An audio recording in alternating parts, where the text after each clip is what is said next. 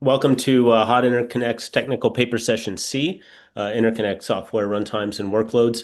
Up first, we have Zhiyi Hu from ETH Zurich. He's here to speak to us today about demystifying nickel, an in-depth analysis of GPU communication protocols and algorithms. Zhiyi, it's all yours. Okay, thank you very much.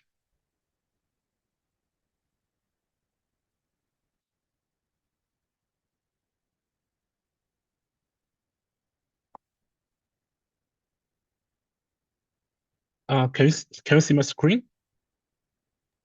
It looks great, yes. Okay, thank you.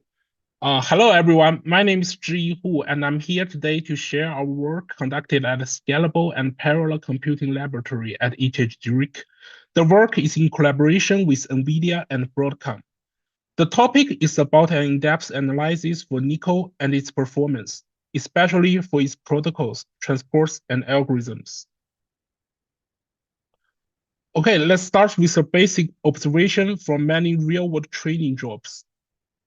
This chart here shows the training iteration time breakdown. And we can find that as the number of GPUs grow, communication overhead, the red part and the orange part in the chart, will become more and more significant, showing a communication bottleneck.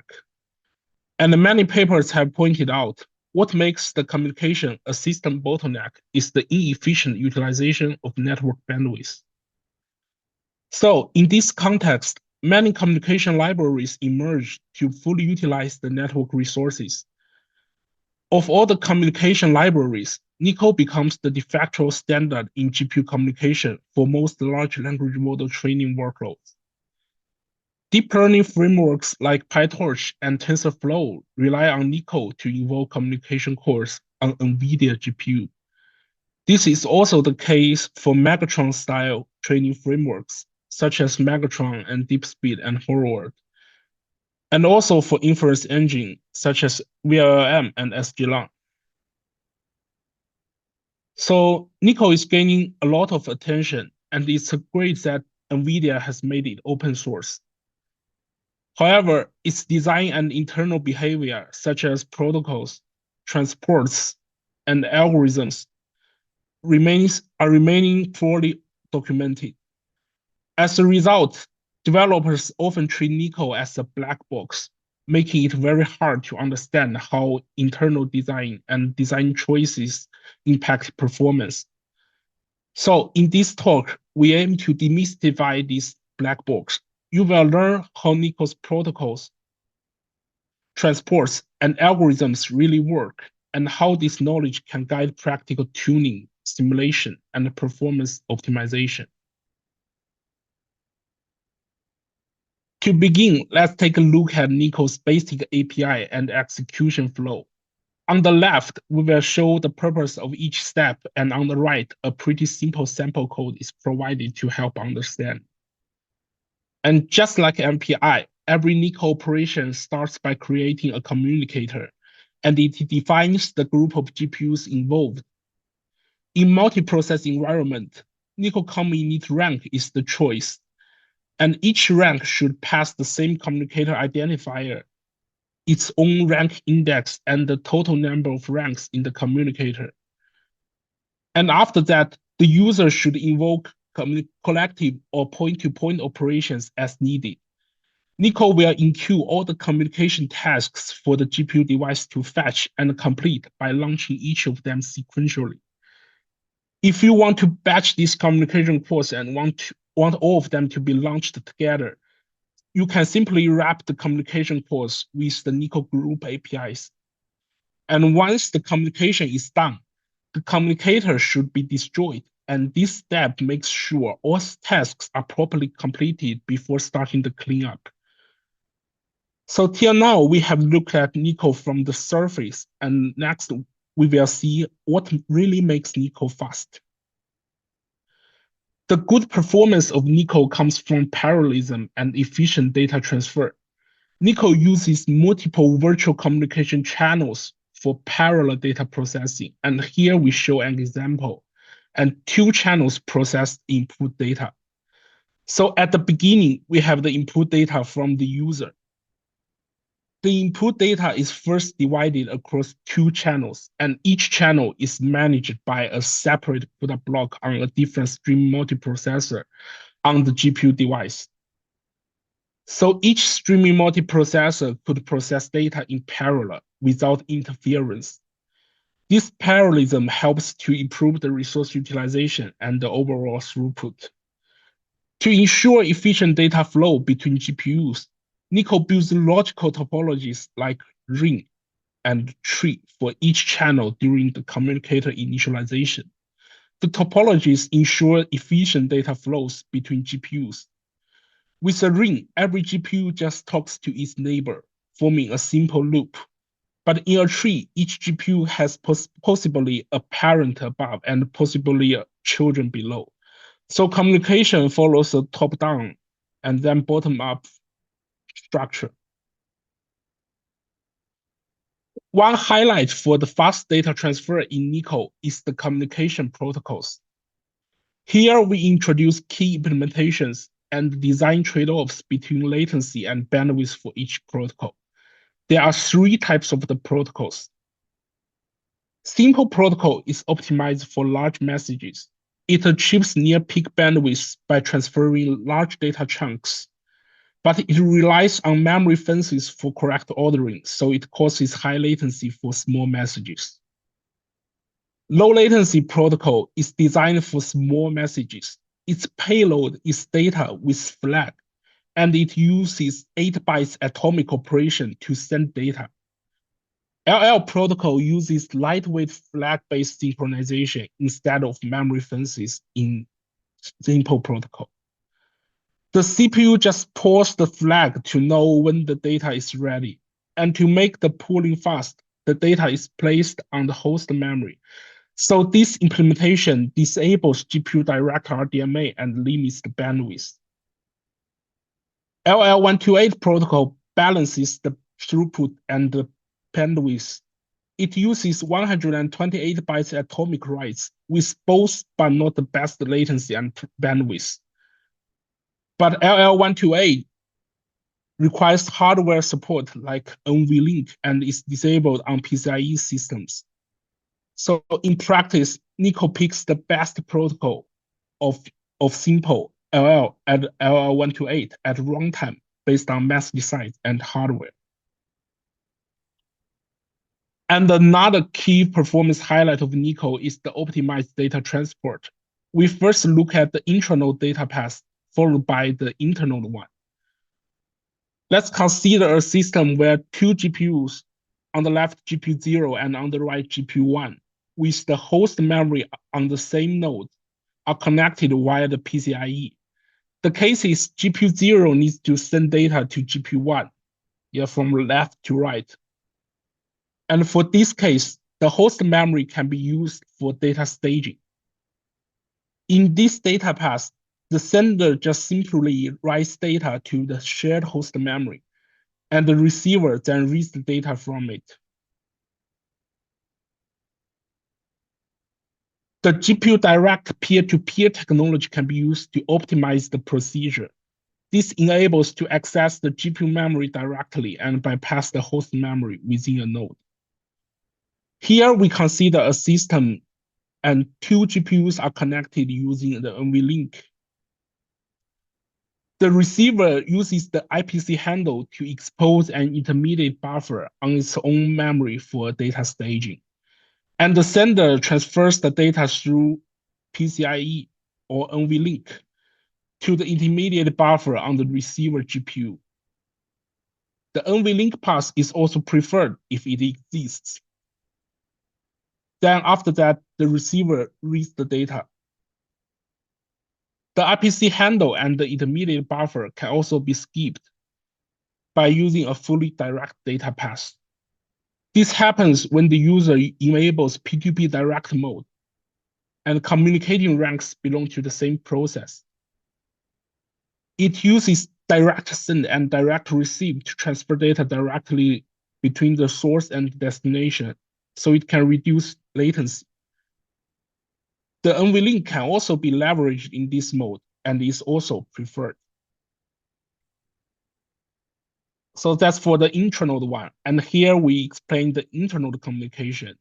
In this case, NICO relies on the CPU proxy thread to invoke communication calls for the GPU device. The base case is to use host memory to stage data between GPU and the NIC on both sides. GPU first copies data to the pinned host memory, and then the proxy thread uses socket calls for TCP transport or IB verbs for RDMA to control the NIC and send data over the network. On the receiver side, data is received into the host memory. The proxy thread informs the GPU of the ready data, and then data is copied. With hardware support for RDMA, and when both the NIC and GPU are connected to the same PCIe switch, NICO has another optimization using GPU direct RDMA technology. This technology enables the NIC to access the GPU memory directly, bypassing the host memory, and saves many PCIe copies in the base case. In this case, the intermediate buffer is registered and allocated on the GPU memory, not the host memory. And the whole procedure becomes the GPU first copies data to the intermediate buffer. The proxy thread then invokes IB verbs for the GPU. The NIC can access the GPU memory directly for data transfer. And on the receiver side, the procedure is just reversed. Data is directly copied from NIC to the intermediate buffer on the GPU. The proxy thread informs the GPU of the ready data, and then the GPU copies data from the intermediate buffer to the output buffer. And another central design for NICO's performance is the algorithm to accelerate collectives. The algorithms listed here is included in the NICO version 2.19.1. As NICO evolves, many algorithms like PAT are supported, but we will not cover them here. Collective net is for in-network computation, and NVLink Sharp is for computation within the NVLink switch. They are to optimize reduction computation on special hardware, so we will not cover them here, and we focus on ring and tree algorithms in later sessions because they work on most platforms. The correct operation of the NICO algorithm relies on the iterative execution model and primitives. Consider we have the shown data as an input for ring or reduce. The input data is actually composed of elements, and the total number of elements listed here is count. As we have stated before, NICO splits the input data across multiple channels. For example, 2 channels here. So each channel processes channel count elements listed here. The corresponding streaming multiprocessor works on destroying data in parallel. And the ring or reduce algorithm works by following the steps listed on the right. Each step listed here is a communication primitive. The definition for a primitive is the tasks in the name with data dependency. For example, in the second line of the pseudocode, the receive, reduce, send means the GPU will first receive data from its neighbor, then reduce the received data with its local data, and finally forward the reduction result to its neighbor. And the elements here are packed up as data chunks to be processed in each step. If the data chunks are too large for the buffer, NICO will break it into loop iterations, and the steps listed here will also repeat in loops. I know these concepts may sound very confusing, and I will use the ring or reduce example in next session to illustrate the process in detail. Okay, suppose we have 4 GPUs connected in the following ring topology. And here we only show 1 loop iteration by processing 4 input data chunks. Each GPU begins by sending one chunk of data to its neighbor, and the neighbor is specified by the initialized ring topology below. And the next step is to receive the data, reduce it with the local data, and then send the result. The same receive, reduce, send step repeats. And after one more receive and reduction, each rank has part of the final result. So till now, we have done a reduce scatter. Then what we need to do for each rank is to perform an all-gather for the final result collection. And the all-gather is done by first doing a receive copy send primitive. It receives the result from the neighbor in this communication primitive and copy the result to the output buffer and then send the result to the neighbor. The step also repeats doing another receive copy send communication primitive. So all ranks finally gets the same copy of the results after the final receive primitive. In our paper, we also classify the working pattern of collective communication into pipeline pattern and non-pipeline pattern, and you could refer to that paper for more details. And in this presentation, we also want to show some benchmarking results for both the ring and tree AllReduce algorithms across 3 types of transport protocols.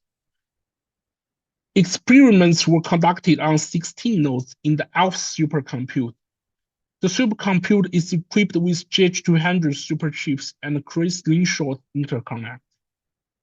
On the left side is the result for inter-node communication. We can see LL and LL128 perform well for small messages.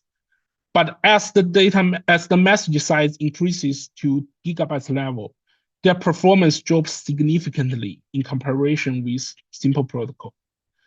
This is mainly because LL and LL128 need to handle millions of micro-synchronization operations across the network. But for simple protocol, the synchronization events are fewer and the performance is better. That is the first observation. On the right side is the result for intra-node communication. In this case, LL128 delivers balanced performance by fully leveraging the NVLink interconnects. Its performance is close to low latency protocol on small messages and within 5% of simple protocol on large messages. And for the last observation, we find that across both intranode and internode cases, the ring algorithm below favors large messages, but the tree algorithms, the result is the above ones, is best for small messages. So in practice, our deep dive into NICO's internals directly informed the design of our simulation tool, ATLAHS. ATLAHS paper has been accepted to Supercomputing Conference this year and is nominated as Best Student Paper. More details for these simulation tools are in our ATLAHS paper and the GitHub repository. And at the core of ATLAHS is a schedule generator. It can pass NICO communication into primitive level tasks and models execution with fine-grained send, receive, and compute events while preserving data dependencies. Due to the correct simulation of NICO schedule, ATLAHS achieves more than 95 simulation accuracy and outperforms other tools like AstraSim in large-scale large language model training scenarios.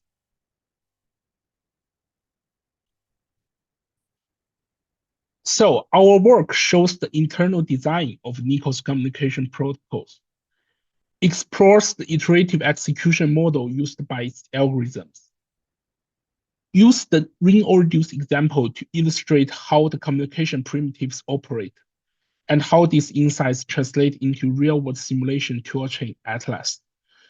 We also have more and more detailed and complete results of microbenchmarks for NICO primitives. For the data and the other details, you could check our paper. That's all for the presentation, and thanks a lot.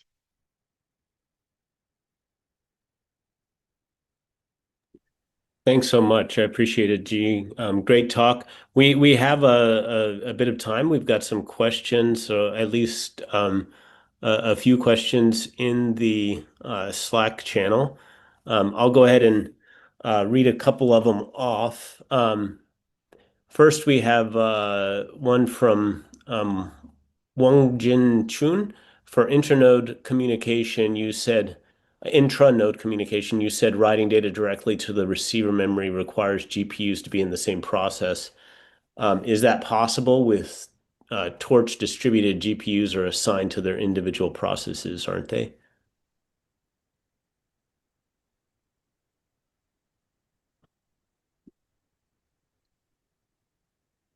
Sorry, can you repeat it? If you can actually look in the Slack channel. Um, do you have access? You should have access to that. Okay, let me check it. Yeah. Basically asking for the intra-node communication. Yeah. For direct transfers, it requires GPUs to be in the same process. But do you know if that's possible with things like torch distributed GPUs are Oh, assigned to individual I processes, got aren't it. they? I got it. I got it. Uh, Excellent. I think in most cases in a large language model training, we have the config that one GPU per process. So the last optimization case is not usually. I think in my comprehension is not usually it's not usually used and adopted in most torch cases these days. Yeah. Yep. But it's there if a process does span more than one GPU. So for Sai Chenna asks, why does latency per hop decrease for the LL protocol? They understand the reduction in bandwidth utilization with additional flags per packet. Why does the latency per hop reduce? Because to ensure the correct ordering, for example, you need to ensure the other side has sent the data, then you can read the data. You need to ensure you have received the correct data. So you need to ensure the other side has sent the data. So for to ensure to ensure the ordering, the simple protocol uses synchronization, which is of high overhead, but LL protocol uses a flag-based synchronization. It sends the message. Its payload is not only composed of the data you want to send, it also composed of flags. So the receiver can read the flags to know that the data is correct and it's ready for us to read. So the synchronization for LL protocol, the mechanism to ensure the correct ordering is more lightweight. So the latency is better in this case. Makes sense. And then we have a question from Nathan Brown. Why does Nickel use an intermediate FIFO buffer? Is there a reason it can't operate on the provided output buffers directly related to that intra-node case? I think, for example, if you need to perform RDMA operation, the common way is to register an intermediate buffer. So you can ensure that other process cannot write to the buffer, and the data is clean, and the data is not dirtied by other process. So they register a small buffer to stage the data. And in current implementation, in the Nico version 2.19 that we use for this talk, uh, there is no functions to. I think there's no function to register the input and output data for directly for directly fetching the data from the input and output. It always need the intermediate buffer for data staging. Yeah.